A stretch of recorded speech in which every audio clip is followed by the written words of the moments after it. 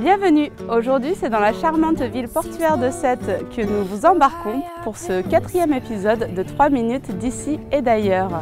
Je m'en vais de ce pas rejoindre Raïs, plus connu sous le nom de Victor, un étudiant à Montpellier venu de contrées lointaines. Salut Inde! Salut Raïs! Ou Victor? Dis-moi comment on prononce ton prénom? C'est Raïs Victor. Ah, les deux, ok. Alors Raïs Victor, d'où tu viens? Bah écoute, je viens d'un pays où on a appris à compter sur soi depuis tout petit. Un pays où on a appris qu'on ne peut pas aller très loin sans faire des études. Et ce pays, c'est? C'est la Syrie. Waouh! Qu'est-ce que tu étudies ici à Montpellier? Je suis venu pour avoir mon M1 en administration et échanges internationaux. Alors pourquoi on s'est donné rendez-vous ici avec une vue imprenable sur la ville de Sète? Bah justement, j'ai voulu découvrir une autre ville de la France, là où on partage le même ciel et le même air avec mon pays.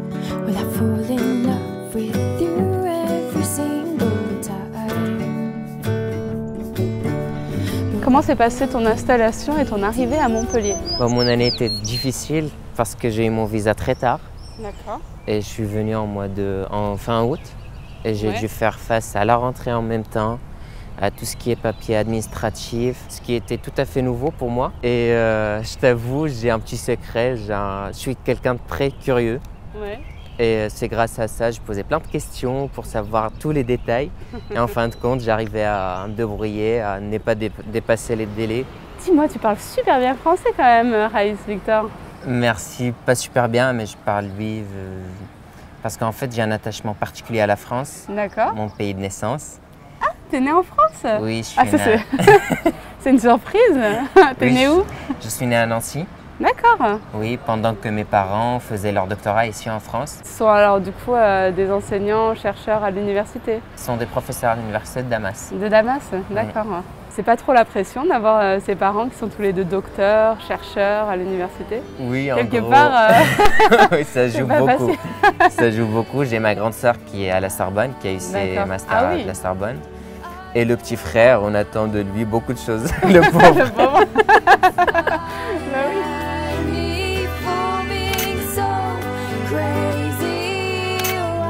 En fait, ta vie d'étudiant à Montpellier, est-ce que c'est compliqué? Est-ce que tu as besoin de travailler? Est-ce que tu touches une bourse? Je ne peux pas bénéficier d'une bourse, donc j'ai dû travailler dans la restauration. C'était fatigant, c'était on rentrait tard, j'avais mal au dos, mais pourtant j'assistais à tous les cours. Et l'essentiel que j'ai réalisé mon but pour lequel je suis venu en France.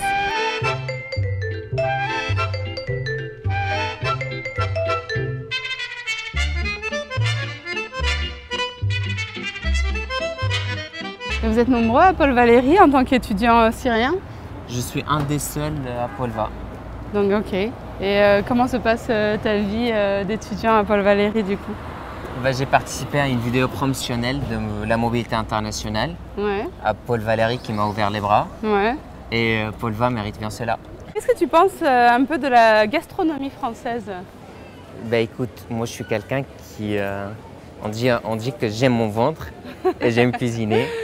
Donc la gastronomie française, je trouve que c'est très bon. C'est très différent de ce que j'ai connu auparavant. Qu'est-ce que tu t'es essayé à faire dans la cuisine française?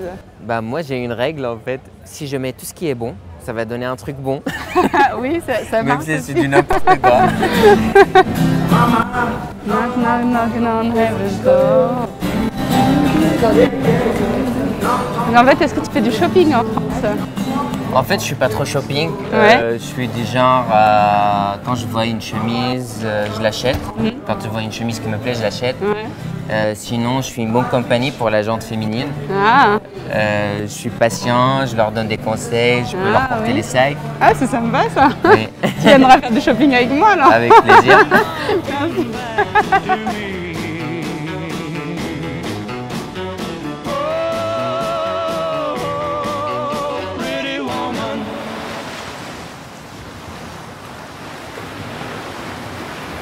Est-ce que tu aurais un conseil à donner aux étudiants qui débarquent fraîchement en France?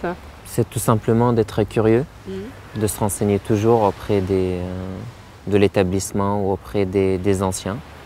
Et ça va très bien se passer. Comment arrives-tu à étudier par rapport à ce qui se passe en Syrie? Ça fait que renforcer ce qui se passe en Syrie, ça fait que renforcer ma volonté de réussir en France. et faire des études et aller le plus loin possible.